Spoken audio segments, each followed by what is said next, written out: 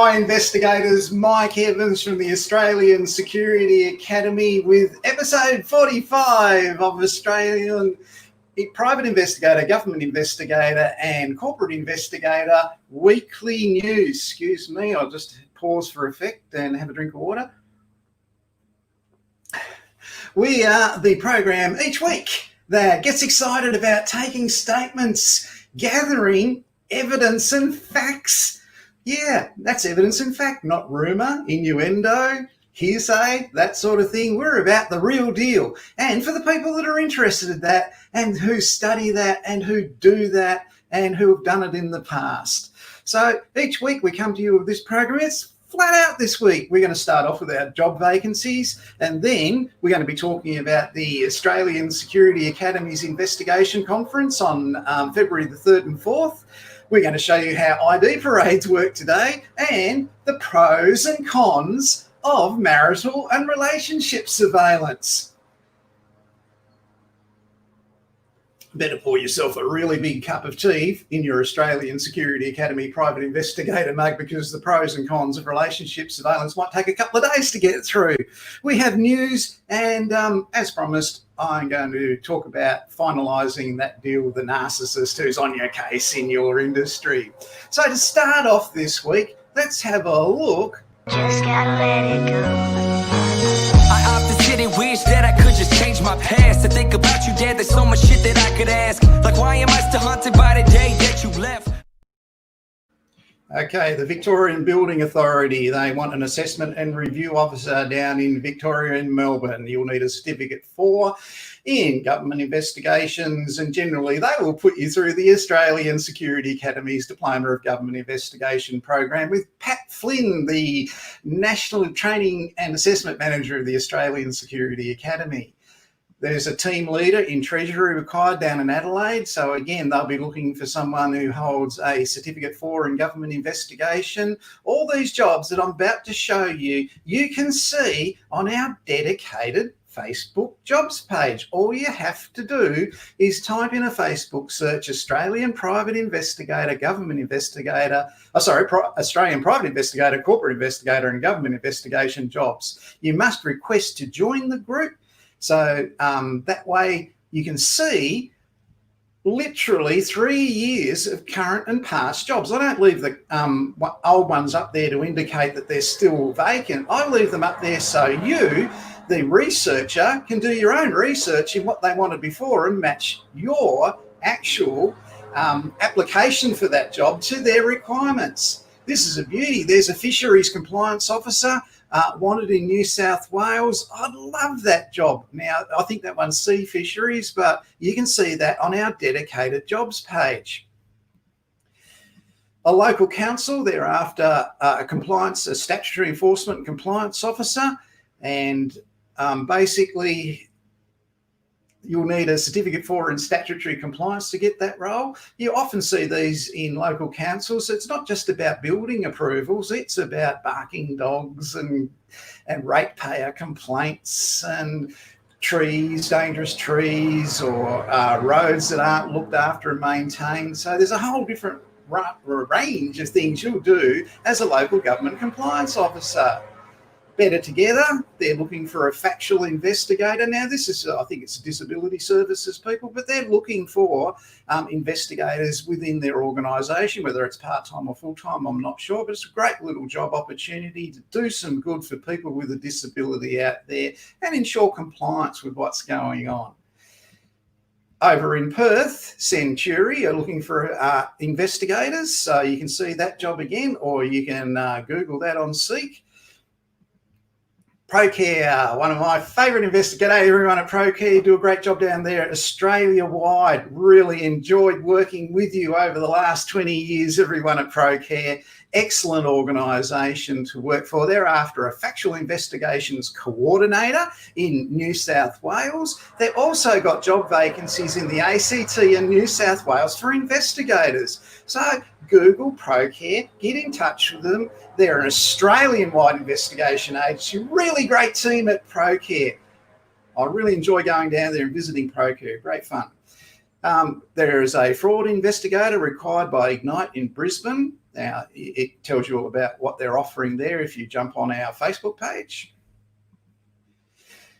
This one, intelligence analyst by the Corruption and Crime Commission. So that's going to be in Northbridge. So that's in Perth.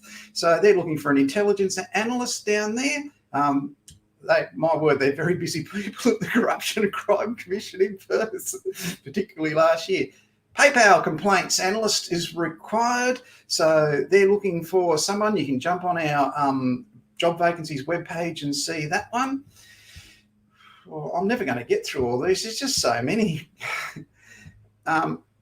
This one's for an investigator. Can't even read it. It's for the EPA, the Environmental Protection Authority. At Clarity Workplace Investigations, they're looking for factual investigators. Now, they're based in Melbourne and Sydney. They do whistleblowing investigations, workers' compensation investigations. They don't really employ you as a subcontractor. They employ full-time investigators. So if you're looking for that kind of role, get onto Clarity Workplace Investigations and put your application into Vince. A manager of complaints and investigations at the Victorian Inspectorate for IBAC. You're going to be pretty busy. So great job opportunity. These vacancies are genuine. They're vacant now. Investigations case manager at NKG in Sydney. They've been around forever, NKG, great people there, and they're after a case manager to look after their investigations. What does the case manager do? Well, they receive the investigations, they acknowledge the investigations, they distribute the investigations to their investigators from Tweed Heads down to the ACT and all around Australia. The case manager looks after that, chases up things that are missing in the investigation report. Might be some photographs or a statement that's gone astray. So as a case manager, you're ensuring that the quality of the work that goes out of NKG is first class. You won't have too much trouble with that. They're a good team at NKG. Public sector fraud investigator. You can be in Melbourne, Canberra or Sydney. Again, you just go to our Facebook page, you'll see that. There's a lot of jobs there. There really is a lot of investigation, regulatory compliance jobs. And a lead investigator, Safe and Fair Community Unit down at the University of Tasmania. Now, I believe this is in Launceston and in Hobart, so they do have 2 job vacancies down there. I'd love that job. I've done a lot of university investigations, so I reckon that'd be a great job. Looking for work in Tassie. The worksite investigations in Sydney are looking for an investigator. These are all on our Facebook page. Factual investigators are required by M&A investigations throughout New South Wales. They are suppliers to Vic WorkCover as well. So if you are in Victoria, don't be afraid to put your resume into M&A. They're always looking for good investigators. And MJ Kerrigan, they're factual investigators down in Melbourne. They're looking for surveillance investigators as well throughout the whole of Victoria. So that is just some of our investigations this week. Investigation vacancies this week. In news around the place this week, been a fair bit of news. Let's have a look. One yesterday on the Gold Coast. This was tragic. This is something that's going to be keep one investigator on the Gold Coast busy for a very long time. On the golf course yesterday on the Gold Coast, a man was killed by a freak accident involving a tree branch falling on him. So this will end up being a very large claim. This man would have had a long time to live. He would have had a lot of income. He would have dependents, dependent on compensation in relation to negligence and liability in relation to that accident. So that was tragic, an awful situation, but that's just an example of what you'll be investigating as an investigator. I'm not trivialising fatal accidents. What I'm saying to you is if you're going to become an investigator, be prepared to investigate fatal accidents and really tragic accidents that aren't fatals as well. So that happened yesterday. And then other big news in this week, $4 million worth of salmon has gone missing from a Sydney processing plant. So the insurance company that has to fork out, they'll be going to that processing plant and they're going to be looking at their CCTV, how they receive and send stock, who the transport companies that handle all that are, who the drivers are, what records are kept. I don't think you'd have a very small quantity with $4 million worth of salmon. It's going to be a large quantity, and I'm sure it would have been over a long time. It wouldn't have happened in one night. So that's something that the investigators are going to be looking in relation to the insurance for the salmon factory in Sydney. We'd like to welcome today the Australian Security Academy's Training and Assessment, National Training and Assessment Manager, Pat Flynn. How are you, Pat? I'm very good, thanks, Mike. Good afternoon, everybody. Mate, you have got the biggest training year coming up that we've ever had in 20 years. So I do hope you had some time off over Christmas. Yes, we did. Yeah, no, it's been constantly busy and it's good. Yeah. Good on you, mate. You've actually been quite busy for the last week and a half, but we just haven't been able to get you on because you've been so busy. But welcome back, mate. I want you to help us out here. We've had a question from one of our students. And I'll play the question and then I'd like you to just answer it for us, if you wouldn't mind, mate. Is that okay? Yeah. This is off the cuff. Pat doesn't get a chance to practice these. Hi Mike, Amelia Lucas here. I just have a question in regards to the rules of evidence. The reading material says that hearings and tribunals are not bound by the rules of evidence. So I was just wondering why and what are they actually bound by? Thanks. Okay, Pat, can you tell us what you reckon, mate? Okay. Courts and tribunals and hearings establish facts to determine the outcomes of matters. We've got two basic issues in regards to the laws of evidence. Civil courts, civil jurisdictions are determined on the balance of probabilities. Criminal courts are determined on beyond reasonable doubt burden of proof. So because criminal matters, you've got so much more severe outcome. You might have monetary penalties even to the point of incarceration in jail. So therefore, the system errs on the side of safety, and it makes sure that we don't have innocent people convicted. The system is such that it's preferable to have a guilty person walk than an innocent person be convicted and put in jail. So in each jurisdiction, you've got rules of evidence that govern what information can be presented before the court or tribunal to determine the matter. The rules influence how the party goes about proving their case. Now, when parties seek to persuade the court of a fact by producing evidence, there's three issues that you've got to look at: how the evidence is going to be put before the court and what manner that evidence is put before the court, whether the evidence is admissible and whether the court will permit it to be presented. And the third thing is they look at the weight of the evidence and how much importance the court puts on that to reach the decision. So each jurisdiction, criminal and civil jurisdictions, have different rules of evidence. Rules of evidence in a criminal court are very strict. Probably the glaring thing that is most commonly talked about is hearsay evidence. In a criminal court, generally, hearsay evidence is not admissible. So the example I use in our classroom when we're teaching is I ask what the difference between, say, a magistrate's court and a coroner's court is. And the issue in the magistrate's court is you're basically trying to determine guilt or innocence. In the coroner's court, no one's on trial. What they're trying to do there is establish the cause of death. So in establishing the cause of death, that may lead to a recommendation of an investigation that may lead to a criminal prosecution. So the main difference between a magistrate's court and the coroner's court is the admissibility of hearsay evidence. Now, some civil courts allow hearsay evidence to be admitted. In the UK in 1996, they changed the legal system over there, and we followed suit here in the fact that it's common to have first-hand documentary hearsay that's able to be admitted. So you can present statements without having to put the witness in the witness box in regards to it. And your tribunals are the same. No one's on trial. You're trying to determine an outcome in regards to something. So if it's the housing tribunal, it might be whether something's been done right or someone's had their money stored in outside of a trust fund or whatever it is. So I hope that explains the differences between like the rules of evidence for each different jurisdiction and application. Thanks, Pat. Let's just have a quick look at what some of those might be. So the ones we're all familiar with in relation to Amelia's really great question. We're familiar with the Magistrates Court, the District Court, the Supreme Court, the High Court.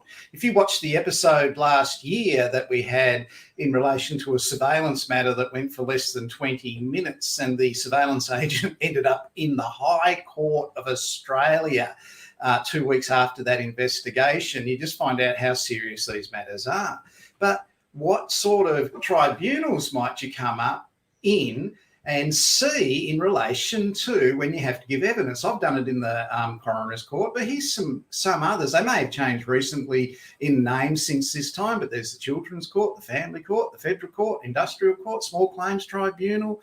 There's just Native Title Tribunal, Misconduct Tribunal. There's dozens of them, and each state has different ones. And they're in the gas tribunal. I've given evidence in the gas tribunal, so and a hot water system, that was a real big one.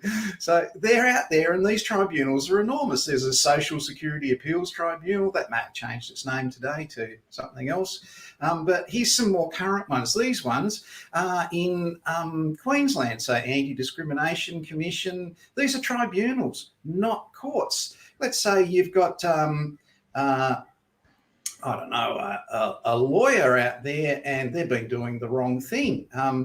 Let's see, I think we've got a tribunal here for them somewhere. I've got too many jobs here today. So you got a lawyer and you're concerned about them and their actions and what they've been doing. They've been going a little bit silly with their comments to you, maybe sexual harassment, maybe some other kind of harassment. You think that's a bit strange. They might be stalking you or something like that, and you think that's a bit odd. Why have I been cut out and singled out and all this sort? You can go to the Mental Health Tribunal and complain about them. So the Mental Health Tribunal, the Mental Health Review Tribunal, they'll take that case and they'll go on with it. So you might think, oh, I can't take on, an eminently qualified person, but these things have happened in the past. You are not alone. So these tribunals exist for that, and that'll be investigated internally by the Law Society before it gets there to see, have they had other complaints, that sort of thing. All these sorts of things add up. So they're the different tribunals and courts, just some. There'll be different ones in New South Wales. There'll be different ones in South Australia. I don't know. There might be, for example, a crocodile preservation tribunal in the Northern Territory, so people don't go building casinos on top of crocodile-infested wetlands or something like that. Who knows? They're different ones based on the different experiences. Tasmania has more interest in the Antarctic preservation than anybody else, so they may have a tribunal for people that have been complained about their actions down in Antarctica, leaving oil tins or something around or whatever. So you just don't know. Where it might be not big enough to go to court, but it'll be a serious matter within that industry and to that to the people that govern it. We've had a question, Pat, just while you were talking from our chat's comments. We were asked what kind of investigations would an investigator do at a university? So this has come out of our job vacancies. Now, as a licensed private investigator at university, I have done lots of investigations throughout Australia. A real lot of investigations. Some of the things, I don't know, Pat, have you ever been involved in a uni? Not a university or a education facility. Yeah. When I first moved to Queensland, I was just about resident at the University of Townsville. So I would go up there and I'd investigate. Students would complain about being failed. And so they'd want a review done, independent review done of the process, policy and procedure for appeals. And these people might have, learning disability or physical disability, and they were discriminated against. And it's in the policies and procedures of the university.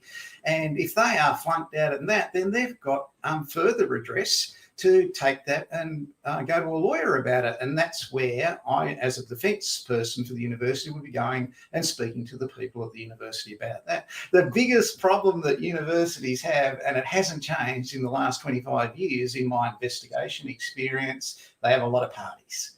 They have a real lot of parties, and they have access to a whole lot of drugs. And people spiking drinks is worse in universities than it is in the general nightclub industry. So a number of different ombudsmen, they create a lot of work too. Like you might have the health ombudsman in regards to medical practitioners, nurses, physiotherapists, people like that, not doing what they're supposed to be doing, or they're acting outside their guidelines or the accepted guidelines. Residential tenancy tribunals, the telecommunication ombudsman in regards to the way mobile phones are charged and things like that. The banking industry, people whinge about the fact that they might have too many fees that they have to pay. Now, they might end up in a hearing with that, but that's not a criminal trial or someone's on trial or the accused isn't present there to be tested. Yeah. We had one case of a university in Melbourne where a couple of people had just entered their dormitory that was allocated to them in the city. They were very excited young people, and one of them started bouncing on a bed, single bed. The window was open. Seriously, the window was open, 4 stories up, and she bounced out the window, and she was terribly injured. And that was naturally a negligence issue in relation to there was no sort of fall arrest system in place or prevention system in place, no balcony, old building in Melbourne. This is less than 18 years ago. And people just get excited. They do silly things. So you just don't know what it could be. There could be issues with teachers, professors at university in relation to sexual harassment, racial discrimination. All of these things have got to be basically assessed, looked at the merit of it. And the more serious it is, the further up the scale it could go. So it could go into a criminal matter if it's drink spiking. And within that, how do you investigate drink spiking? Well, you're going to go back to the location where it was alleged it happened, see what the event was, look at the CCTV in relation to might be the dance floor or the exit where they carried the victim out. It's an endless amount of investigations. They just invent new ways of coming up with things that you've got to investigate. Simple things like thefts. We had one case where a lady reckoned her handbag was stolen when she went for a walk, and it went on for such a long time. It was just ridiculous. It was a rather big room at the university, and she was adamant it was stolen. It was there when she left, and when she came back, it was gone and had all this money in it. But we did the simplest thing. We went to the scene, did a scene inspection. This is 2 months later. We lifted up the couch cushion, and her handbag was under the couch. So you don't have to be a rocket scientist sometimes. So, all the money was still there. The cleaners had a lot of explaining to do. So that's what happens. Just some of the examples of investigations in university. I'm not saying that Tas University has all those, but they also have, sporting events, that sort of thing, and visitors to those events could be injured. They could be making claims. But anywhere where there's young single people, you've got a sort of bigger duty of care as an organisation to make sure things are safe in relation to what they do. Pat, I'll come back to you later. Stick around, mate. I've just got to cover a few things and I'll talk to you after this, okay? Thanks for coming in, Pat. Thank you. Okay, so what we have basically here, we've got an investigation agency for sale. Now, if you want to buy an investigation agency, come back into the replay of this live stream, and basically 25 minutes and 5 seconds through it, you can get the details to contact Luke Athens, who's selling his business. So there's his letterhead there. That's the first part of his letter. Here's the second part of his letter. So you just come back to this replay and you can go to 25 minutes and 24 seconds and see what Luke's got there in relation to his business. So Heartbreakers, contact Luke in relation to what price he's asking for it. Here's Luke's website. You can see it there. What are the pros of having a marital and relationship surveillance business? Well, there are many. So basically in that kind of field, we'll just look through Luke's website. There's no rules in marital and relationship surveillance. It's a COVID-19 proof business. They all got really busy last year with it.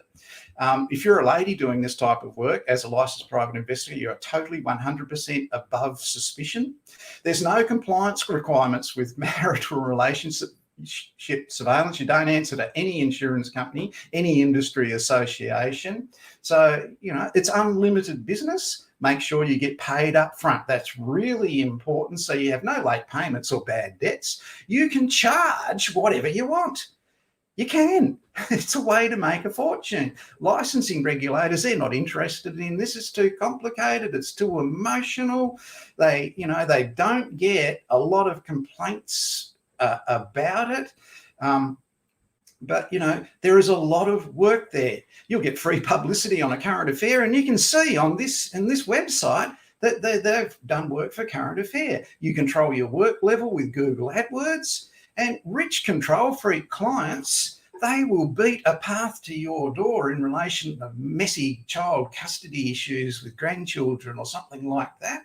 Hey, you've got a really good reason to be on Tinder every night for 8 hours if you do marital and relationship surveillance. And I give you 100% guarantee you'll always know the fastest way to the airport if you do that. So they're the pros of marital and relationship surveillance. If you really want to get rich, get into it because it's unlimited. And if you buy an established business that's got a good reputation, and this is one that you'll never hear of, right? Because he's not yapping on Facebook and being an idiot and attacking other businesses and, being a narcissist and being a goose. Luke has been under the radar and had a very good business for 14 years. I've watched this from the day he started it. So it's something to think about if you want to get into investigations. So that's Luke's business. It is for sale. Now, what are some of the cons in relationship to marital and relationship surveillance? Well, you've got to look comfortable in a nightclub. Okay, I can't do it, right? I look like I belong in a old age pensioners' God's waiting room where I live. So there's no use me going to a nightclub. They're going to go, a surveillance agent, right? So you've got to look like you belong there. Any form of eye contact that you get doing this, it's out the window. You can't have eye contact, none at all. The biggest downfall of marital and relationship surveillance is there is no repeat business. If you have a client that wants another job done and another job done and a different person and a different guy, a different girl, different whatever, right? They don't need a private investigator. They need relationship guidance counselling, right? So there's no repeat business. It's a one job once, that's it. Okay, so that you've got to keep that in mind. Every other business in the world has repeat business. Funerals have repeat business. Families, if Burnham and Bury 'em Quick funeral service, Burnham and Bury 'em Quick cheap funeral service was good enough for Grandpa, it's good enough for us. So they'll keep going back to Burnham and Bury 'em Quick and cheap forever and a day. So funeral services get repeat business. They don't get that in marital and relationship surveillance. You'll always have a cheap pool of surveillance operatives that'll work for you desperately, and they won't be expensive. So that can be good, but they get on social networking and yeah. So if you really, I wouldn't, as a professional investigator, that's not something that's going to be good. It's what you saw happen with security in Victoria and Melbourne. This is the sort of level you're at here with that sort of thing. You might get a really psycho, narcissist, control freak client every 6 months or so. You're going to get 2 a year. In general investigations for corporate, government, and private, that's probably only going to happen every 5 years. It happens, but you'll attract them more in that one. On the opposite side of free publicity, you will get free publicity on current affair as well. You cannot use trackers or listening devices. It's really, really important. My warning to you, if someone comes to you with $15,000 in cash, all the drugs you can smoke, and free gold passes to a strip club, and says, go and investigate this person for me, you might want to sort of sit back, take a deep breath and ask yourself, what does this person do for a living? And do you want to get involved in that? Because if you accept that offer and it craps out, you're going to spend the rest of your life never going to the same shop twice, never visiting your mum, never going to the same bottle shop twice, never going to the same school twice, never driving down the same route twice, never, ever doing the same. You'll be doing different things all the time because you're going to be so scared of the person who you upset that paid you all that money that wasn't a very nice person, right? So just think about that. But if you can take all that on, the pros are pretty good. You just got to be aware of the cons. So I don't advise anybody to do it, but people do it. And that's what happens. So that's Luke's business for sale. You can get in touch with Luke. Like I say, replay this video and you can see Luke there. Now, the big news for everybody who's studying private investigations, government investigations or corporate investigations at the Australian Security Academy this week, and also personnel vetting, is that you can, on February the 3rd and 4th and February the 10th and 11th, attend the Australian Security Academy's virtual training event. Now, this is where Pat will be going through his presentations. I'll be going through mine. We'll do time and event line. We'll also be having sessions there where we're helping you with assistance for your assessments. So you'll be able to talk to Pat and I face-to-face, virtually, over those days, and it'll accelerate your study. So if you want to finish your study and you're currently an enrolled student at the Australian Security Academy, this event is being put on the 3rd and 4th of February and the 10th and 11th of February to help you complete your study. It doesn't cost anything. It's free with your course. You have to give up 4 days, but you will learn faster. You'll have more learning support than just going through a website by yourself. It's not compulsory. You don't have to do it. But if you want to accelerate your learning and finish your course faster, I couldn't give you better advice than to attend that event. I'll be writing to all enrolled students over the next week or so to invite them to that. And it runs from, I think it runs from 9 o'clock in the morning to 4:30 in the afternoon Queensland time. Unfortunately, we're based in Queensland. We run on Queensland time. We have to do one or the other. It's beyond our control, so that's what we'll be doing. So that's really big news. Doesn't cost anything. It's good fun too. So if you enjoy this part of the week on a Friday, you're going to get a whole lot more learning specific to your qualification at that event.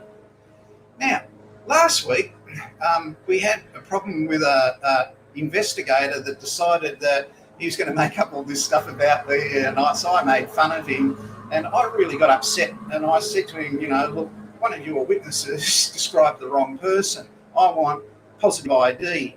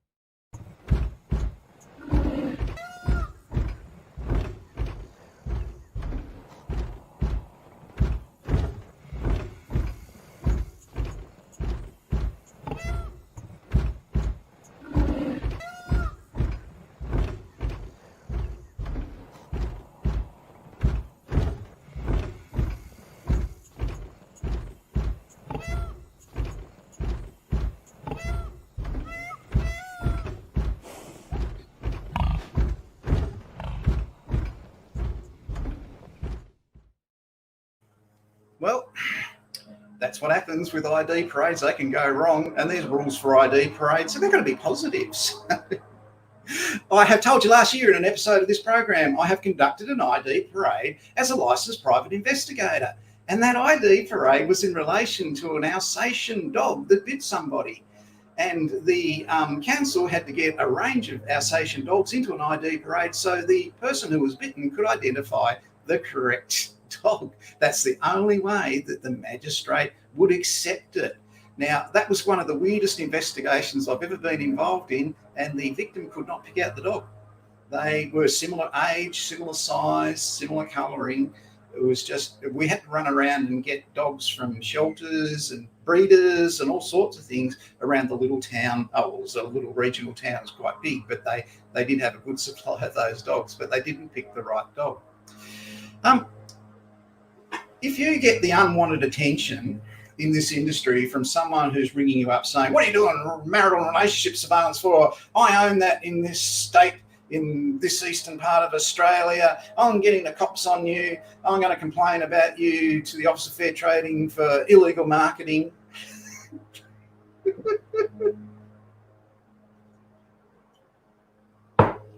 Whatever.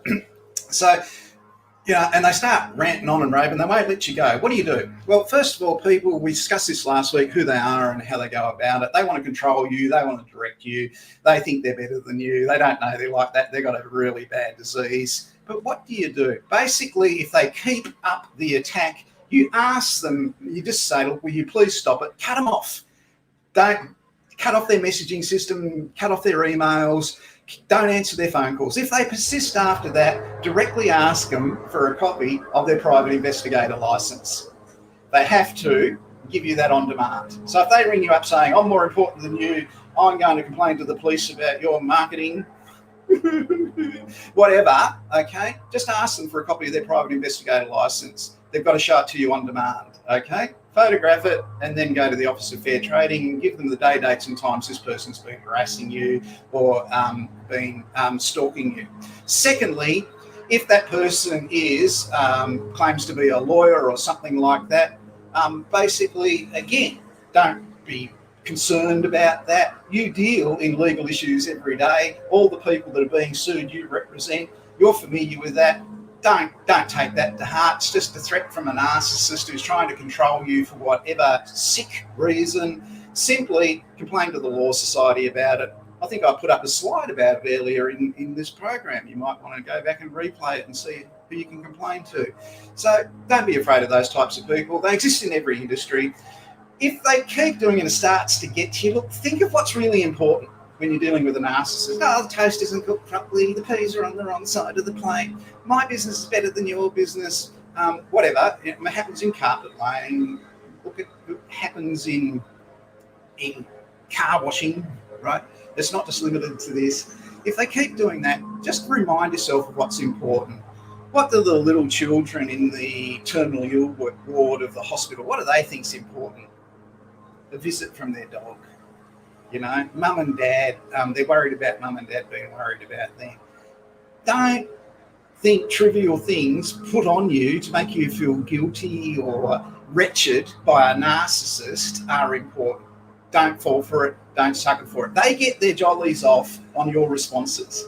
You give them no response, they're negated completely, okay? And you do have redress through your licensing authority. It might be the Office of Fair Trading in Queensland, it might be the LRD in Victoria. If you're being bullied, harassed, stalked, okay, demand to see that license, and then go and complain. And if they don't show it to you on demand, you've got redress to go and complain. This person's saying they're a private investigator, they're continually harassing me, I want redress over this. So keep that in mind. Don't sucker for it, don't play for it, don't fall for it. As I said last week, this is really important. Narcissists make stuff up. It satisfies their need for attention. If you're going to be an investigator, this is what you focus on. You focus on what is real. So you don't get tunnel vision on things. No, there are no master investigators. Don't let anyone ever tell you that. When you're investigating, you must think like the people that are committing the fraud or doing the whatever they're doing wrong, stolen motor vehicles, arsons, that sort of thing. Don't make things out of one fact. Don't make 5 facts out of one thing. This is really important. You convince people that you're talking to that's in their interest to help you, and they can trust you. In investigation work, if you do not learn 3 new things every day, you're not doing your job properly. And that's a little presentation that was put together by Peter Spence, who is an investigator, very well respected investigator in Victoria. May he rest in peace. So people, that's our program for this week. I'm going out with my Koreans. I love these guys. At the end, I'm not attacking Koreans. I love these guys, the way they finish off their surveillance investigation week.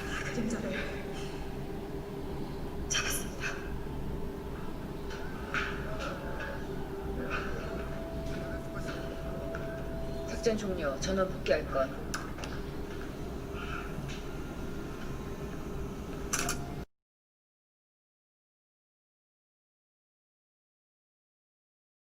All units, please return to base. People, that's the investigation news at the Australian Security Academy for this week. I've just got to check my comments, see if I've got another question. No, that's all right. And we'll be back next week. We'll be telling you more about our investigation conference coming up. If people start telling you you can't advertise your business with a coffee mug, tell them to get stuffed. I've just got a little message for someone. If he wants to have fun, he can play this game with all night tonight.